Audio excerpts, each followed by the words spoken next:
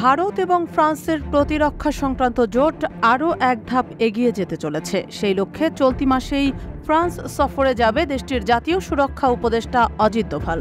সফরে ফ্রান্সের প্রতিরক্ষা সংক্রান্ত জোট ও দেশটির প্রেসিডেন্ট ইমানুয়েল ম্যাক্রোর সঙ্গেও দেখা করার কথা রয়েছে দোভালের। আগামী ৩০ সেপ্টেম্বর থেকে আগামী ১ অক্টোবর ভারত এবং ফ্রান্সের মধ্যে শীর্ষ পর্যায়ের এই আলোচনা হবে। হিন্দুস্তান টাইমসের প্রতিবেদন অনুযায়ী প্যারিসের সেই বৈঠকে হাজির থাকবেন ভারতের জাতীয় সুরক্ষা উপদেষ্টা অজিত দোভাল এবং ম্যাক্রোর কূটনৈতিক উপদেষ্টা ইমানুয়েল বোন। গত জানুয়ারিতে ম্যাক্রোর ভারত সফরের পরে এটাই দুদেশের মধ্যে প্রথম কৌশলগত দ্বিপাক্ষিক বৈঠক হতে চলেছে, যেখানে ভারতকে নিউক্লিয়ার সাবমেরিন যুদ্ধবিমানের প্রবল শক্তিশালী ইঞ্জিন এবং আন্ডার ওয়াটার ড্রোন সহায়তা দেওয়ার কথা রয়েছে ফ্রান্সের। জানা গেছে, ভারতকে নিউক্লিয়ার সাবমেরিন তৈরি এবং ১১০ কিলো নিউটনের বিমান ইঞ্জিন তৈরির জন্য শতভাগ প্রযুক্তি সহায়তা দিতে প্রস্তুত ম্যাক্রো সরকার। সেই সঙ্গে এমন ড্রোন তৈরির কাজে সহায়তা করতে চায় ফ্রান্স, যা পানির তলদেশে কাজ করতে সক্ষম।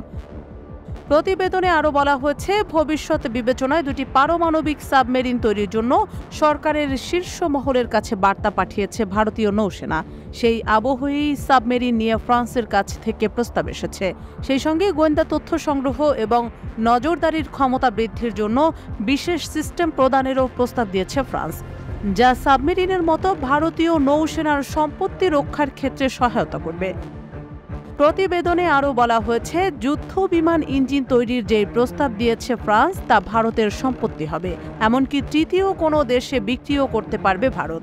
তাছাড়া আধুনিক ধাতুবিদ্যায় ভারতীয়দের প্রশিক্ষণ দেওয়া এবং ভারতের যুদ্ধ বিমানের ইঞ্জিনকে আরও উন্নত করারও প্রস্তাব রয়েছে এতে।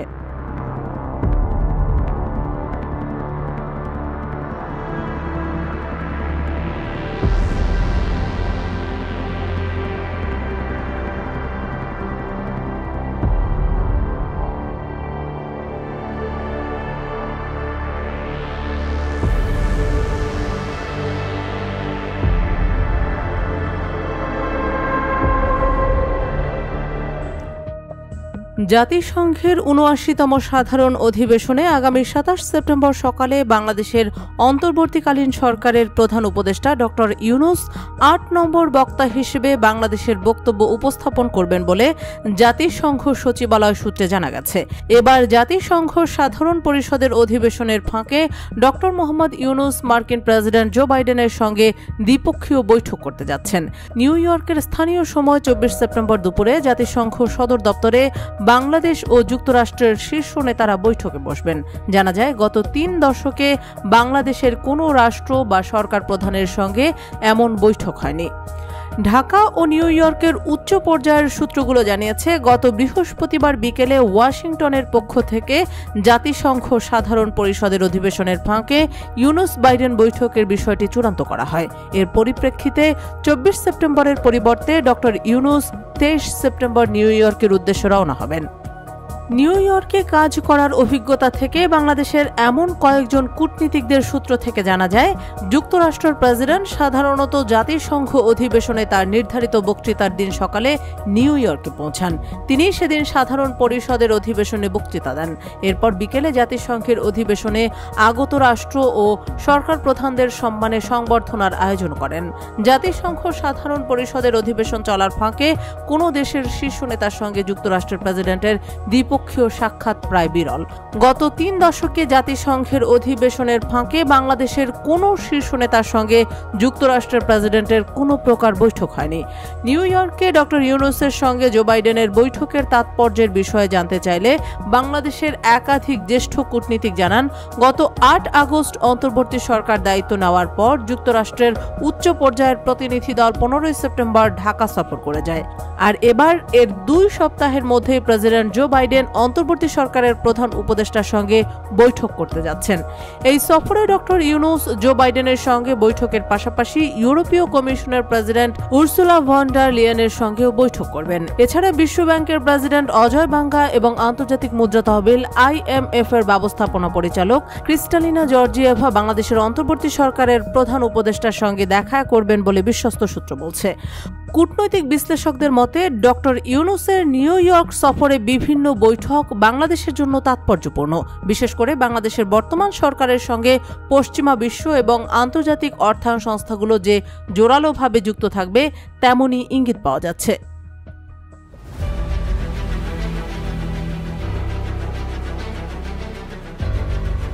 মধ্যপ্রাচ্যের শক্তিশালী ইসলামী প্রজাতন্ত্র ইরান ব্যালিস্টিক ক্ষেপণাস্ত্র ও ড্রোন প্রযুক্তিতে বিশ্বের অন্যতম সেরা দেশ। ইরানের শত্রুরা সব সময় নানা ধরনের নিষেধাজ্ঞা আরোপ করে রাখলেও দিন দিন ইরান নিজেদের ছাড়িয়ে যাচ্ছে, অস্ত্র ভাণ্ডার করছে আরও শক্তিশালী। ইরান তার পবিত্র প্রতিরক্ষা সপ্তাহের শুরুতে গতকাল অনুষ্ঠিত একটি সামরিক কুচকাওয়াজে বিপুল পরিমাণ নতুন ও উন্নত সামরিক সরঞ্জাম প্রদর্শন করেছে। এই কুচকাওয়াজে ইরানের সামরিক বাহিনী তাদের নতুন কৌশলগত ক্ষমতা দেখিয়ে দিয়েছে। এতে অন্তত 23 রকমের শক্তিশালী ব্যালিস্টিক ক্ষেপণাস্ত্র প্রদর্শিত হয়েছে, যার মধ্যে 2টি খাইবার শিকান ক্ষেপণাস্ত্র, 2টি ফাত্তা ক্ষেপণাস্ত্র, 4টি হজ কাসেম ক্ষেপণাস্ত্র, 2টি কদর এইচ ক্ষেপণাস্ত্র, 2টি এমাদ ক্ষেপণাস্ত্র, 3টি খোররাম শাহর ক্ষেপণাস্ত্র, 4টি সিজ্জিল ক্ষেপণাস্ত্র এবং 4টি জিহাদ ক্ষেপণাস্ত্র রয়েছে। বিশেষ আকর্ষণ ছিল নতুন জিহাদ ক্ষেপণাস্ত্র, যা ইরানের IRGC অ্যারোস্পেস ফোর্সের সর্বশেষ তৈরি তরল জ্বালানি চালিত ব্যালিস্টিক ক্ষেপণাস্ত্র, যা এই প্রথমবারের মতো কুচকাওয়াজে দেখানো হলো। এই ক্ষেপণাস্ত্রের পাল্লা প্রায় 1000 কিলোমিটার এবং এটি উচ্চ বিস্ফোরণ ক্ষমতা সম্পন্ন ওয়ারহেড বহনে সক্ষম। এই প্রথমবারের মতো কোনো সামরিক কুচকাওয়াজে জিহাদ ক্ষেপণাস্ত্র প্রদর্শিত হলো, যা ইরানের ক্রমবর্ধমান সামরিক শক্তির প্রমাণ। এছাড়াও IRGC তাদের নতুন ড্রোন প্রযুক্তি উন্মোচন করেছে। শাহেদ 136B, শাহেদ 136 এবং সর্বশেষ সংস্করণের কামিকাজে ড্রোনগুলোর মধ্যে একটি ছিল 4000 কিলোমিটার পাল্লার ড্রোন। এটি ইরানের ড্রোন প্রযুক্তির অসাধারণ উন্নতি ও তাদের আকাশ প্রতিরক্ষা ব্যবস্থার দক্ষতা প্রদর্শন করেছে। নতুন এই সামরিক সরঞ্জামগুলো তেহরানের দক্ষিণে ইরানের প্রতিষ্ঠাতা ইমাম খোমেনির মাজারের কাছে প্রদর্শন করা হয়। 44 বছর আগে ইরাকের সাবেক স্বৈরশাসক সাদ্দাম হোসেন ইরানের উপর যে যুদ্ধ চাপিয়ে দিয়েছিল, সেই যুদ্ধের শুরুর স্মরণে এই কুচকাওয়াজের আয়োজন করা হয়। ইরানের এই সামরিক প্রদর্শনী বিশ্বকে দেখিয়ে দিয়েছে যে তারা প্রতিরক্ষার জন্য নিজেদের সব সময় প্রস্তুত রাখছে এবং তাদের সামরিক ক্ষমতা দিন দিন বাড়ছে। ইরানের সামরিক বাহিনীর এই প্রদর্শনী আঞ্চলিক ও বৈশ্বিক স্তরে একটি গুরুত্বপূর্ণ বার্তা দেয়।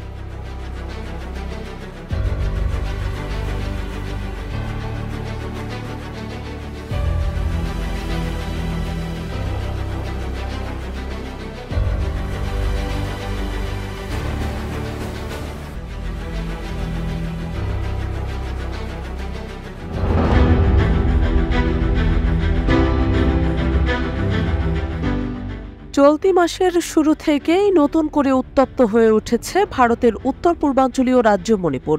কখনো ড্রোন হামলা, কখনো ক্ষেপণাস্ত্র হামলা, কখনো আবার পুলিশের অস্ত্রাগার লুটের চেষ্টায় ঘুম উড়েছে নিরাপত্তা বাহিনীর। কেন্দ্রীয় সরকার এই সহিংস পরিস্থিতি যেভাবে মোকাবিলা করছে, তাতে প্রধানমন্ত্রী নরেন্দ্র মোদীর সমালোচনা করেছিলেন কংগ্রেস নেত্রী প্রিয়াঙ্কা গান্ধী। এবার সর্বভারতীয় মজলিসি ইত্তেহাদুল মুসলিমিন, সংক্ষেপে AIMIM এর প্রধান আসাদউদ্দিন ওয়াইসি বলেছেন, প্রধানমন্ত্রী নরেন্দ্র মোদী নিজ দেশের সংঘাতে জর্জরিত মণিপুর রাজ্যে যাচ্ছেন না, কিন্তু তিনিই আবার রাশিয়া ইউক্রেন যুদ্ধ বন্ধের চেষ্টা চালাচ্ছেন।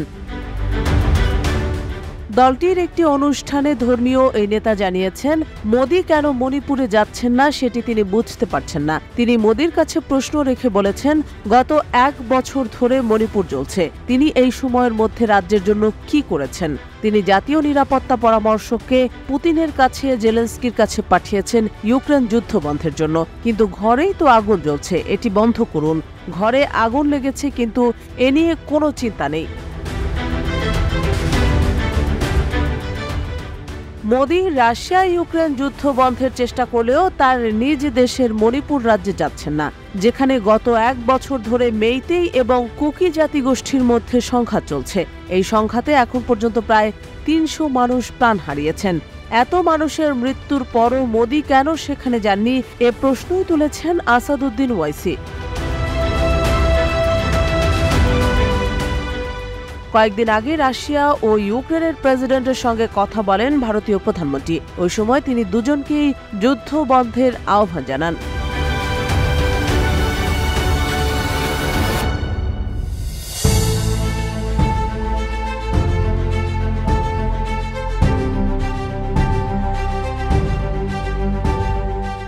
দখলদার ইসরায়েল যখন লেবাননের শক্তিশালী হিজবুল্লাহ যোদ্ধাদের কাছে একের পর এক মার খাচ্ছিল, তখন গত মঙ্গলবার হিজবুল্লাহর তারবিহীন বিশেষ যোগাযোগ যন্ত্র পেজার ও পরবর্তীতে ওয়াকিটকি হামলা করে, যা এই মুহূর্তে মধ্যপ্রাচ্যের সবচেয়ে বড় খবর। রকেট কিংবা বিমান হামলা নয়, অভিনব উপায়ে কম আলোচিত পেজার যন্ত্র বিস্ফোরণ ঘটিয়ে আলোচনার জন্ম দিয়েছে ইসরায়েল। শনিবার এক প্রতিবেদনে ভারতীয় সংবাদ মাধ্যম এনডিটিভি এক চাঞ্চল্যকর তথ্য দিয়েছে। লেবানন জুড়ে হাজার হাজার পেজার বিস্ফোরণের ঘটনার তদন্তে এক ভারতীয়ের নাম উঠে এসেছে, যার কোম্পানি থেকে পেজারগুলো হিজবুল্লাহর কাছে সরবরাহ করা হয়। এই প্রতিবেদনে বলা হয়েছে, নরওয়ের নাগরিক রিনসন জোসের বুলগেরিয়ান কোম্পানি থেকে পেজারগুলো হিজবুল্লাহর কাছে সরবরাহ করা হয়। ৩৭ বছর বয়সী রিনসন ভারতের কেরালার বাসিন্দা ছিলেন। পরবর্তীতে তিনি নরওয়েতে গিয়ে নাগরিকত্ব পান। এতে আরও বলা হয়, বুলগেরিয়ায় নোটা গ্লোবাল নামে একটি সংস্থা রয়েছে রিনসনের।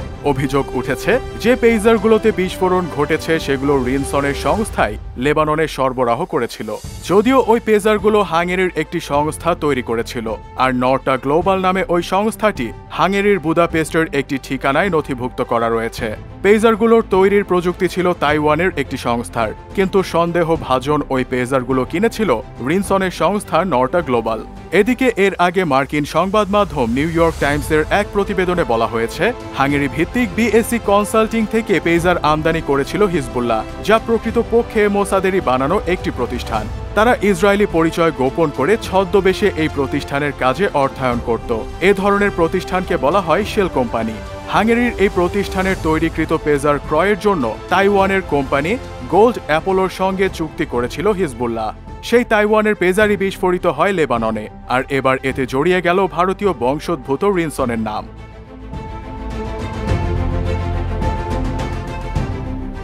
এদিকে পেজার বিস্ফোরণের 2 দিন পরে বুলগেরিয়ার রাষ্ট্রীয় নিরাপত্তা সংস্থা ডিএএনএস জানিয়েছে যে তারা স্বরাষ্ট্র মন্ত্রণালয়ের সঙ্গে সমন্বয় করে পেজার প্রস্তুতকারক কোম্পানিটির ভূমিকা নিয়ে তদন্ত করবে, যেটির মালিক নরওয়ের নাগরিক রিনসন। এছাড়া গতকাল শুক্রবার ডিএএনএস জানায়, লেবাননে বিস্ফোরিত পেজারগুলো বুলগেরিয়া থেকে রপ্তানি বা প্রস্তুত করা হয়নি। এদিকে নরওয়ে পুলিশ জানায়, তারাও পেজার বিস্ফোরণের ঘটনায় প্রাথমিক তদন্ত শুরু করেছে।